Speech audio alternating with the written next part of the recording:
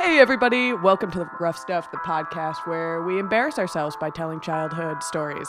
I am your co-host, Bridgett Greenberg, and until probably my senior year of college, I thought it was pronounced avocado. Ooh. Yeah. I thought theoretically there was a person out there named Avocado.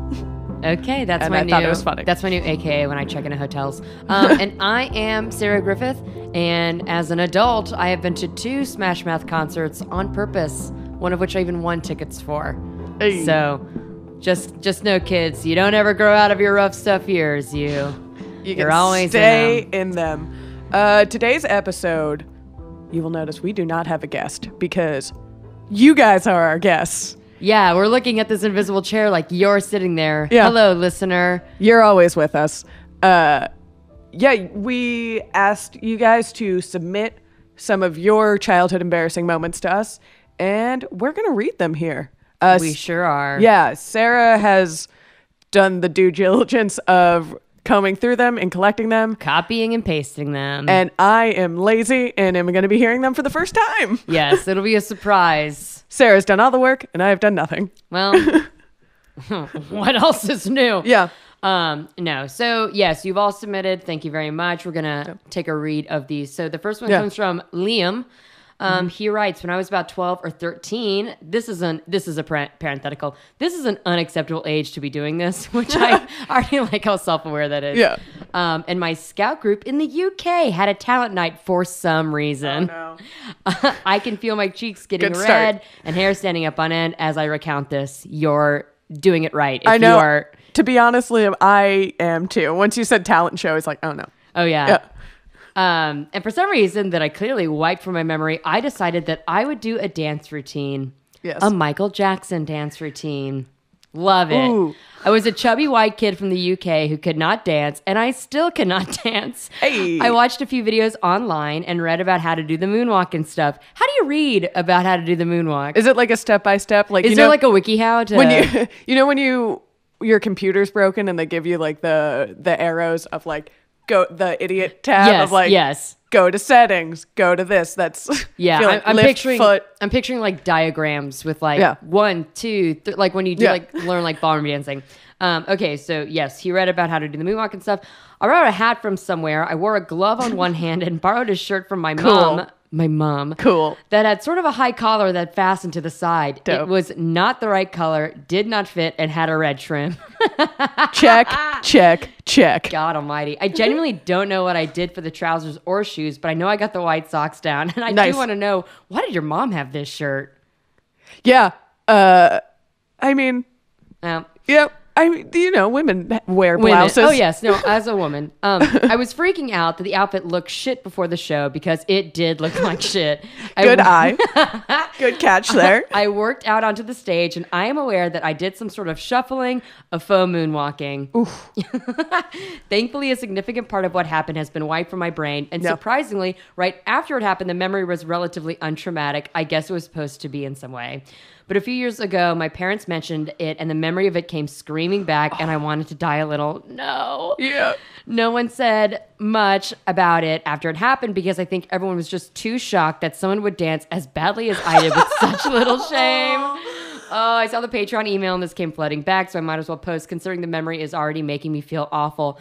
Oh, Liam. I mean, that's why we do this podcast, because Sarah and I have talked about it, and we've both woken up, and I think everyone has, in the middle of the night, in like a cold sweat of like, why did I do that when I was 13? Or like this happens in this story, but like when a friend or a loved one is like, oh, Sarah, remember how like for that week you used to do blah, blah, blah? It's like, no, I don't remember that actually, so shush. Stop talking about it. Shush. We got a lot of kids loving Michael Jackson dance routines. I mean, stuff. it is iconic. I understand. I understand. I too have talked about my breakdancing phase. Oh, that's I get right. it. All right, I get. You want to do it, and you know what? Let it happen. It builds character. Go up there and do your bad dance routines. I went through a phase, and I'm not embarrassed about this. I think this is actually so pretty cool, where like any major pop video that came out in 2009, so that was like sophomore year of high school, I learned all the choreography for the Single Ladies dance, for the Bad Romance dance. And like, I remember this being like, oh, this is a good idea and I should do this often. I still do know some of the choreo. Wait, did you perform them? Or you just learn this choreo? Impromptu at my high school, but that was like acceptable at my school because I did go to the fame school. Right. Anywhere else, though, I would have got my ass beat for sure. Oh, for sure. That's weird. I'm looking you in the eye. But you say it's weird. I say it was fierce. This is also someone who saw Step Up and then tried to learn breakdancing. So yikes. Where am I?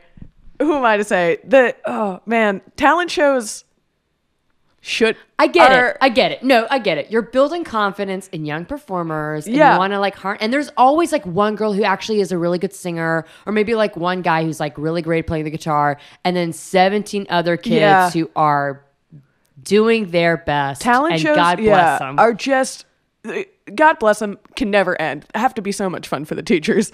Oh my God. But to be a fly on the wall in the teacher's lounge after a talent show. Yeah, I just feel like you're set up for failure. You really are. It's not on you. You're set up. They're like, here, you at your most vulnerable age. They may as well just call it like embarrassment hour. Like, come on up, everybody. Everyone make a fool of yourself in front of your friends. I remember I was this is very embarrassing. I'm doing it now. But I was a little Bridget, too. The show is called Rough Stuff, and what we do here on the show is I was a little too young to like fully be embarrassed, but the Rugrats movie had just came out. Oh, There's a talent show at my Jewish day school, and which has nothing to do with the story. I just am. Never mind. Yeah, and the Rugrats movie that came out, I was a big Chucky Finster fan, and I alone got up in a full Chucky Finster costume. With hair? With, you know how the costumes used to have, like, the mask that you would just put on your head? I do. Yeah, it was one of those. And just bopped around, no choreo or anything, just kind of danced to the monkey song that they sing in the movie. Okay. For those of you who don't remember or haven't seen this classic film, the youngest Dill Pickles gets kidnapped by a bunch of monkeys and they try to raise him. It's also a Wild Thornberrys crossover. Wow. Okay, I guess I don't remember this movie because I'm like, the one where they go to Paris and Chucky's mom, Chucky's dad is remarrying. Yeah. No, not that one. This is a Wild Thornberrys crossover. Okay. The fact that there are two separate Rugrats movies, there are a lot of Rugrats movies. I think there are, yeah. And I am a big fan of all of them. But yeah, and I just bopped around on stage to a song that didn't have real words to it and was sang by a bunch of monkeys. And Bradley Cooper was in the audience and he was like, her. Yeah. And go see A Star Is Born. Well, rent it at this point. Yeah. So this next one comes to us from Seth. First he starts with this. I could also go into how once I hit my growth spurt, I hit 6 feet well before anyone else in high school. Nice. And the basketball coach had green in his eyes. He convinced me to go out for the team, though I had no interest in sports and didn't know a damn thing about basketball. Tall kids get so screwed with that. They really do. I don't know because I'm 5'2" and I've always been, but I'm assuming. No, tall kids, because you don't know how to use all that height.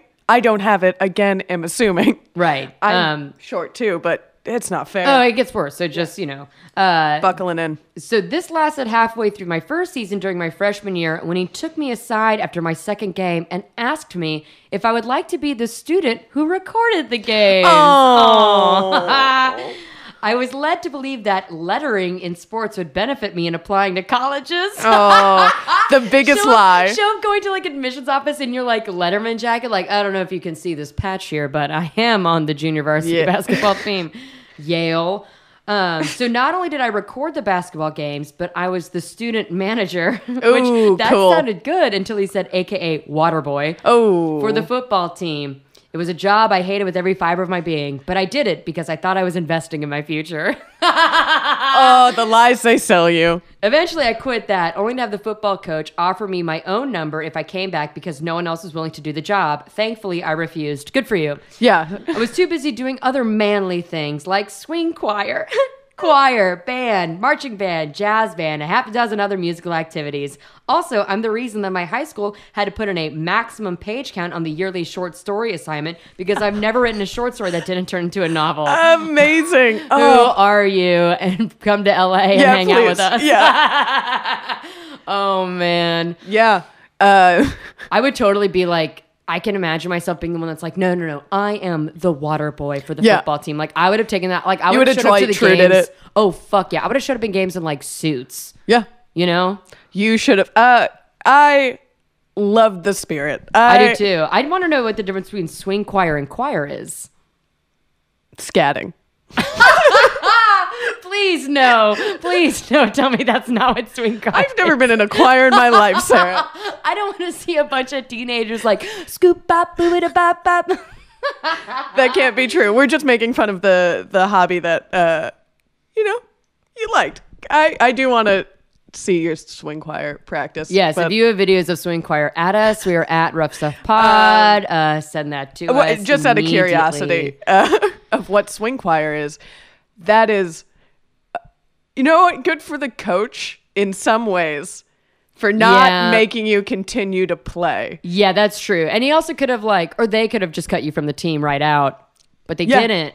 They offered you a water boy job. Man, I remember playing sports when I was in high school and middle school. When you were a teenager? When I was a teenager. I think that's what you're looking for. And never again. And being a freshman on the varsity team and not playing so much, but only getting in when we were 40 points ahead of the other team. Nice. Or just in the last 4 minutes of the game, there's no way I can fuck everything up. Right. Get in the game. And the eruption from the crowd every time I came in, because it was such a pity thing, was humiliating. Yeah. And you know what? At least you didn't have to go through that, because I was like, just no one clap for me. Yeah. Please don't be proud that they put me in. No, a good way to avoid all that together is just don't do sports when you're in high school. Yeah. They don't help with your extracurriculars. They don't even offer it at my school, nor do we have PE, so go to theater school, everyone. Everyone just but no, you have to do more talent shows. So it's one of the other, it's a double-edged sword, you can never win. Okay, moving on. This next one is from Thasos is how I'm pronouncing it. I hope that's correct. I'm sorry if it's not. So a while ago, yes, I did read this on Twitter, and this was so good. I'm really glad that they expanded this here. There is Russian in this story, which I'm, for my own dignity, going to skip over. Okay. But some other kid, let's say his name is Ben, and I were picked out of our Russian language class as we were the only ones who could play musical instruments. Cool. This is already... You're already bragging. A lot of story. This happens to be taking place at the language college portion of our high school, which was being opened by the Queen's eldest daughter, Princess Anne. So we have quite an introductory paragraph. What a cast of characters already. Yes. Oh, and then we got this story is set in the early 2000s in the UK, by the way. Yep. Thank you. Thank you for that. For a full month, every spare minute was spent practicing this song. However, the music teacher didn't think for us to practice together until the last couple of days. And that's problematic. I would say that's on her. The performance was as good as you would expect any pair of 15-year-old boys who played saxophone and bass guitar, who'd only been playing music with each other for a couple of days and had only been playing said instruments for a year to be. Which I say, right on. Bring the princess in to listen to that. Some sax and bass, the two go PB&J of instruments, So that's what they say. Playing a seldom known Russian folk song, I listened to the song so many times, I still can remember the refrain. The performance was going ... Well, it was happening without much ado. So it looks like it was going swimmingly. Until the second verse where the guy playing the saxophone surprised me with a bum note. Because of the surprise, my hand dropped down the fretboard half a step, which Bridgett, I know you're following this terminology for sure as an avid guitarist yourself. You're making fun of me. I am. Because of the surprise, it turned the second verse of the song into some weird acid jazz thing where I had to think about the notes we weren't playing. I occurred to myself once I actually noticed and tried to move on from that, except I ended up hitting myself in the face with my guitar, and I fell hard. Oh! This next sentence just says, oh my God. Princess Anne was not amused. Oh. What if she just starts laughing? What is that a better?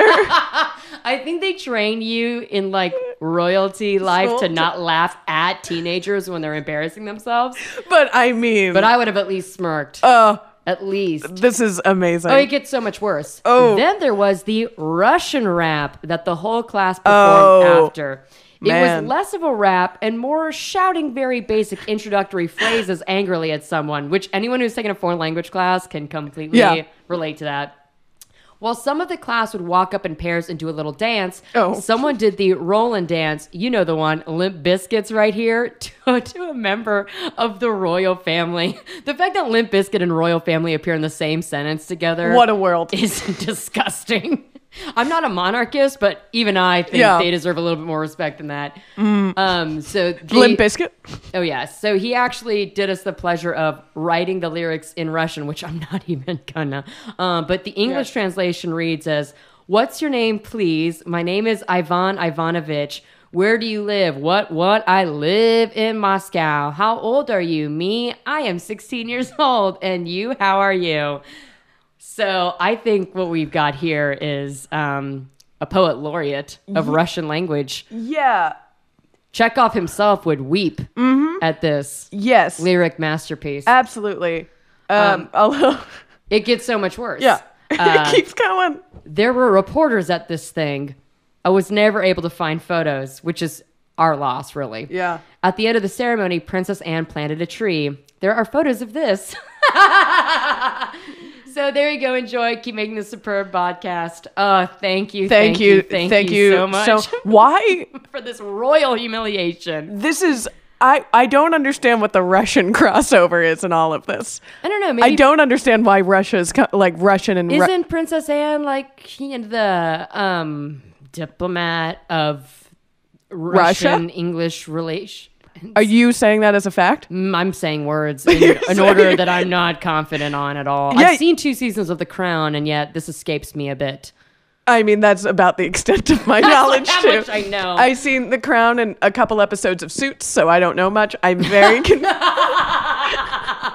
couple episodes. Is Princess Anne on that show? No, Meghan Markle is. Oh, you sure there's not one where she makes an appearance? No, I mean, maybe I should keep watching. Wait, can I tell you a fun fact about... this is so unrelated, but I found this out and it makes me want to die. So when Meghan Markle married a prince, and she's like, I'm not coming back to the show, Katherine Heigl apparently reached out to the show and was like, I'll do it. And they hired her. Isn't that wild? That is wild. Anyway, join us for our Suits podcast. Yeah, stay tuned after this. Suitcast. What a bad idea. I mean, this is... Sometimes people come on the show and they tell embarrassing stories, and I say, shame on the teachers and the adults who are in that situation. This is one of those. This is one of them. I am confused about so many aspects of the story. One, why bass and saxophone together? Were you guys the only 2 playing together? Was it just a bass and saxophone? It sounds like just the 2 of them, and it maybe Princess Anne loves jazz. In addition to Russia? We sound so stupid. 2 people I read have submitted from the UK. People listen to this in the United Kingdom, and we're like, herka-durka. Let's see over in fancy England. They have all these Russians and shit. We don't know anything.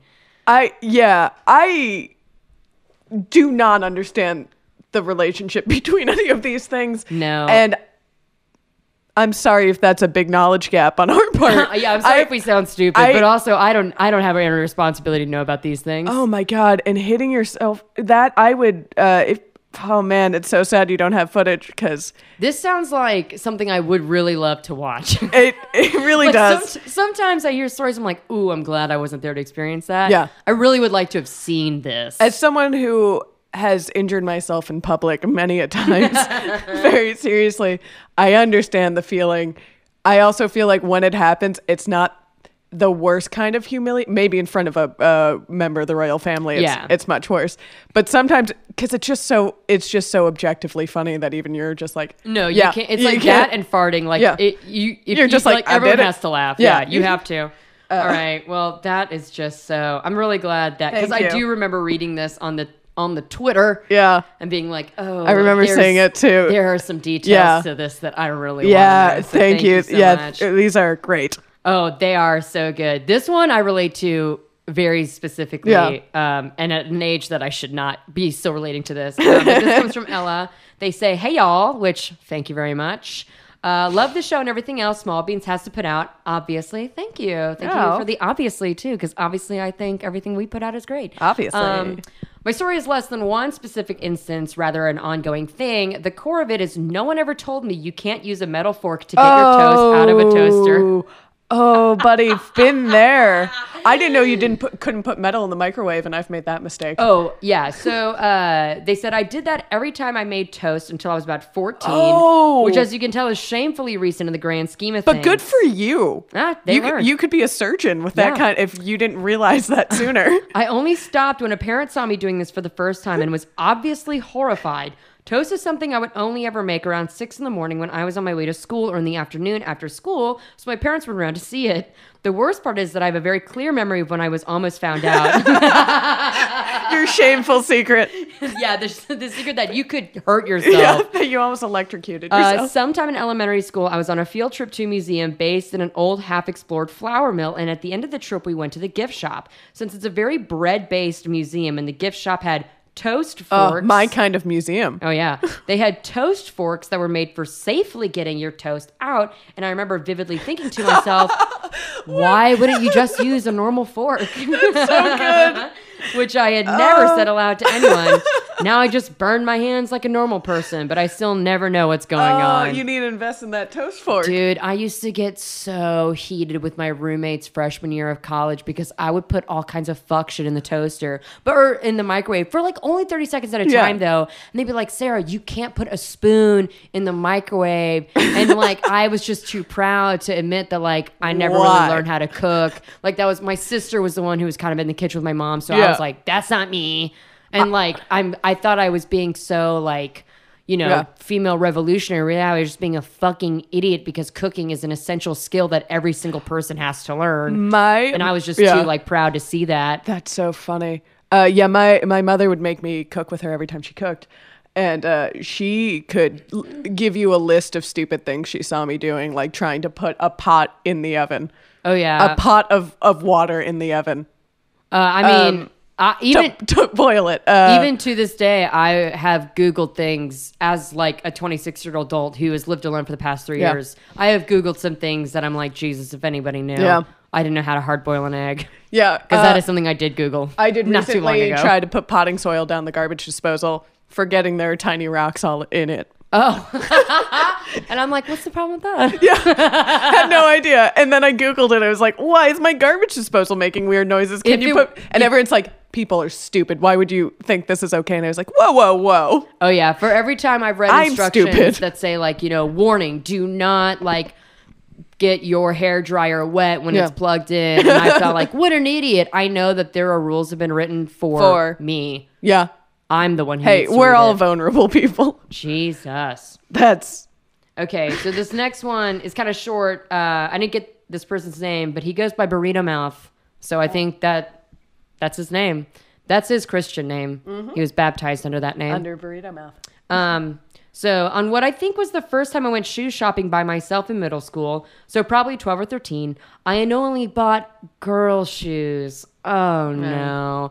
And had to wear them for an entire school day. Shame, because I really liked those shoes. Oh. You know what? More power to you. Wear the shoes. I mean, and I'm speaking as someone who wore just like my brother's hand-me-downs for way too long. So hopefully, I mean, I feel like shoes you could get away with. You might be able to get away with. True. If they're generic enough. Yeah, I mean, he describes them as black and white Skechers with deep waffle shoes, which I would never have thought.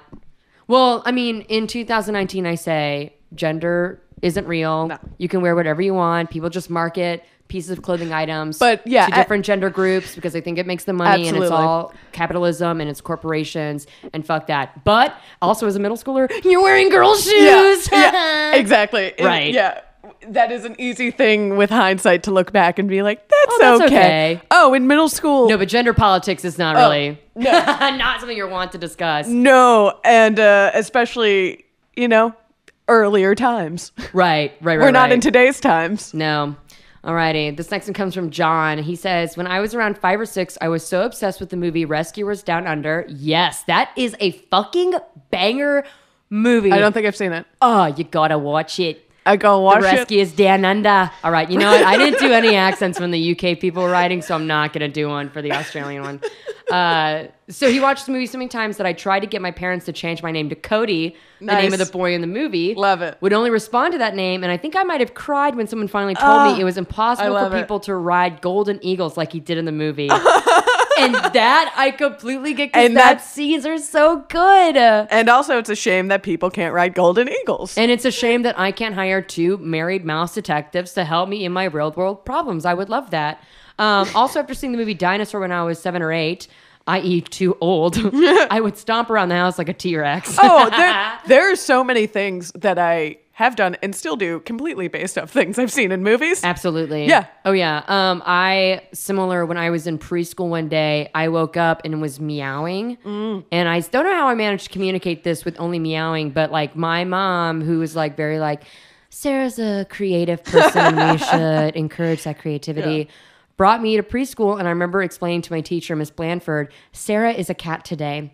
So she's meowing. I think like she was making fun of me. Yeah. But at the time I was like, cool, my mama is into this. Like she's also on my Mom team. approves. Yeah. I don't know. I can't remember also how long. Also good for your mom, because if I did that to my parents, I feel like they'd be like, cut that shit out. And then I would do it more. No, because I was it was a one of shitty those kid. lessons early that my mom was like, you know what? She will tire herself out. Of this bit. Which is really the secret to me even now. If I'm doing a bit that's getting annoying, just wait. Yeah. And I will eventually get to it being annoying. Yeah, I mean... But good luck sitting me out on that, motherfuckers. Yeah, I did so many... And I love, like, when you're a kid that age, you just get an idea in your head and you're like, that's fact now. This is who I am. Yeah, like I can get toast out of a toaster with a metal fork. Yeah. Well, you never get caught, so fuck it. Oh, I remember I saw some superhero movie and I was like, I can do flips. And I practiced it and for some reason did not break a bone. But just spent a day on a grassy area throwing myself, being like, I can do this. It's easy. Yeah, I think I told this story before where I was watching Empire Strikes Back, and that's when I cut my leg open and had to get stitches because I was so inspired by Luke jumping around and flipping. Yeah. That's a dangerous movie to show little kids. It is. Because that's a cool little sequence that I definitely wanted to be a part of. Yeah. Anyway, I haven't seen Star Wars since. Very tragic. I'm not even sure how it ends. You should watch. It's good. Yeah? Okay. So this next one's from Alex. She writes in, hi, Rough Stuff Pod people. Hello. Hi. This happened when I was 17. Nice. Sorry, that sounded so good. That was like, nice. Creepy so ass. Sorry. But you know, the older you are, I think the more embarrassing because, like, you're more when aware. you're aware. Yeah, when you're young, you only realize it was embarrassing in retrospect. Oh, God, this one's good. So when I was in high school, there was this girl who kind of thought she was my best friend. Let's call her Millie. What if her name actually was Millie? And I did not like her at all. Oh, but rough. I didn't know how to tell her that, so she was just kind of my friend. Oh, yeah. Exactly what's going on with me and Bridgett right now. You'll decide who's who. Right. She was annoying and problematic and manipulative, but she did one nice thing for me once, so I didn't know how to get rid of her. Oh. Right. Oh, man. Anyway, there was a myriad of Every stories. relationship I've ever had. I know, right? A myriad of stories I could tell about her, but I'll just tell this one. With Millie, we had a little friend group, which included the two of us, another girl, and a guy. This guy was the kind of dude who probably browsed 4chan a lot, but he was tall, so of course... No, I love this. But he was tall, so of course I had the biggest crush on him. Of course! He got you with the Pepe memes. That goes without saying. Be me. Our group all sat next to each other in math class. Millie sat right next to me. The other girl sat next to her. And my crush, we'll call him Franklin, sat next to her. Well, we sat pretty close to each other, and we were in the same friend group. I did not know at all how to talk to guys, and also did not yet know how to deal with my debilitating social anxiety. So most of the time, I just quickly glanced at him and tried my best not to talk to him, as you do when you date someone. Classic. I mean, That's a good move to me. It sounds check.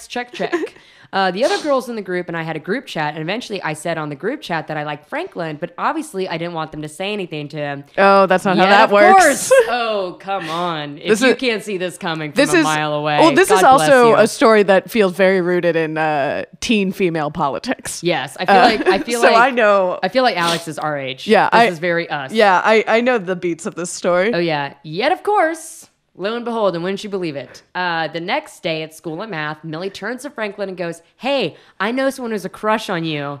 That Millie. Literally my heart sank and I can't breathe and I'm worried that I'm going to stab Millie with my pencil. Then Franklin asks... You'd be justified. Yeah. Then Franklin asks, "Oh, who?" And even though I'm discreetly punching Millie in the arm and angrily and repetitively whispering her name, she looks at Franklin and looks at me. I look away from both of them and stare at the whiteboard and just hear Franklin go, "Oh, that's awkward." Oh. And basically that's how my heart was murdered by a neckbeard. I hope this story was sufficiently painful. It sure was for me that day. Love the podcast, girl. It is because, oh my God, Millie, shut the fuck up. I, to this day, and really this is a lesson I learned from Linda Tripp above all things. I do not talk about my relationships with men to girls, even my very best friends. It's just like, you know what? That's for me. Need to know basis. It's a need to know basis. Who I'm sleeping with has nothing to do with you, Bridget. Never does. That happens behind closed doors. And when I invite you, I will let you know. Please don't. Oh my God.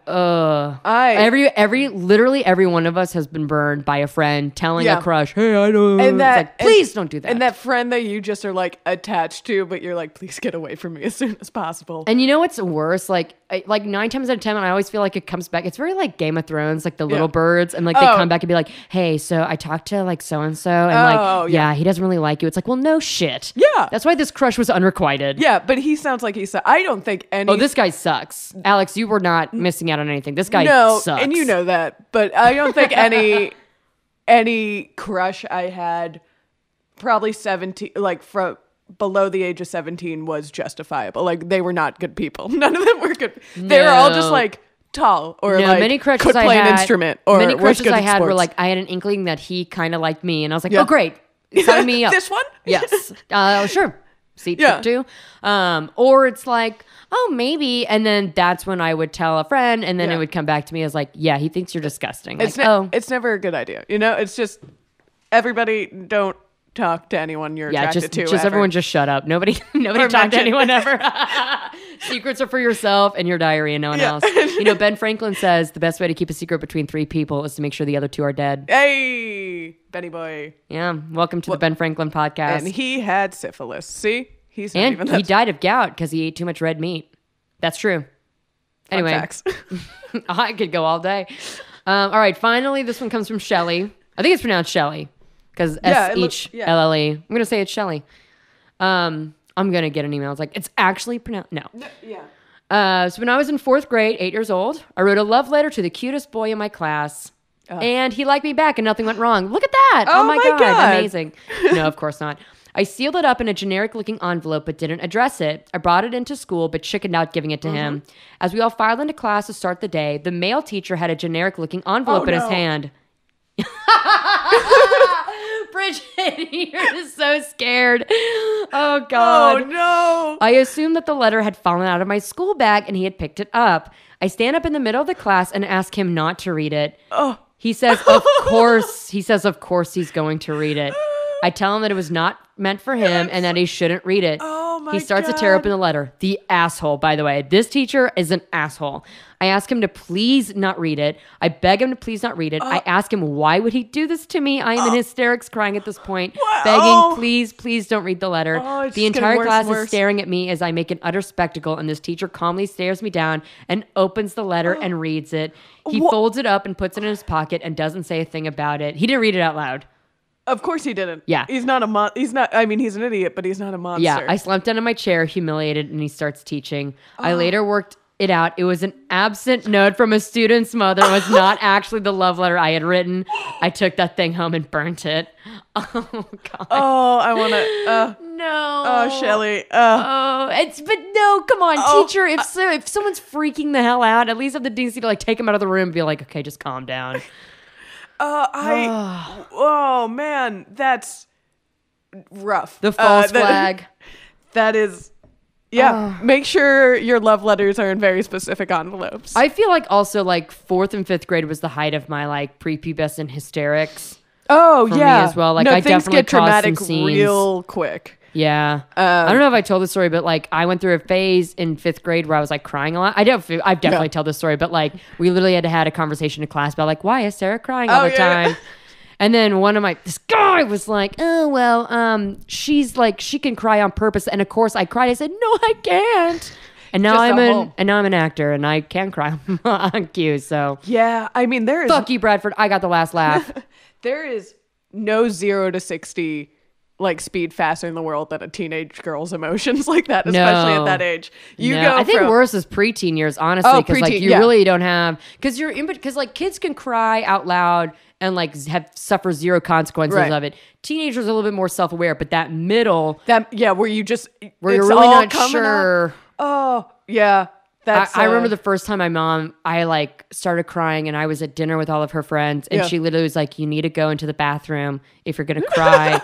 And like, she followed me to the bathroom. And that was kind of the lesson that I learned, that like, as women, you cannot cry in public. In the bathroom. Yeah. Just go to the bathroom and cry there.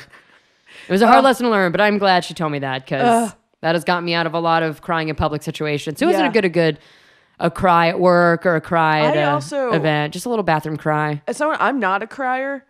It's a very rare occasion where I do cry, but when I did have like those emotions at school, it was like such a big deal because everyone's like, Bridget's crying, and I was like, yeah, I went through the same thing. I would almost rather be like, yeah, she does that. Yeah, I think you and I are on the same page where we both were like tomboys growing up, like the tough girls, like we're one of the boys, and then like our bodies were changing, and it's like, no, stop, I'm supposed to be tough.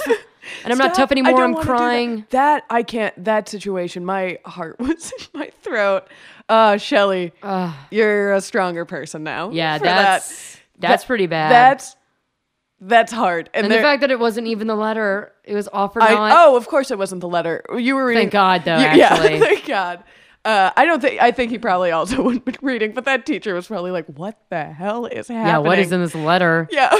Wow. All right. Well, that does it for all of our submissions. Thanks so much. I'm going to try to do this more often, but like on Twitter, people just love to. Because here I feel like we're like pulling teeth, like, okay, please, everyone think of like something embarrassing and be open to say it. But online, people don't give a fuck. They're like, oh yeah, I shit my pants one time. You guys are very brave. Yes, you are. And thank you for that. I'm going to encourage more of that in the future. There was also a really great Twitter thread that went around that I think Christian started it. Our friend of the podcast and future guest, former guest, depends on when this comes out.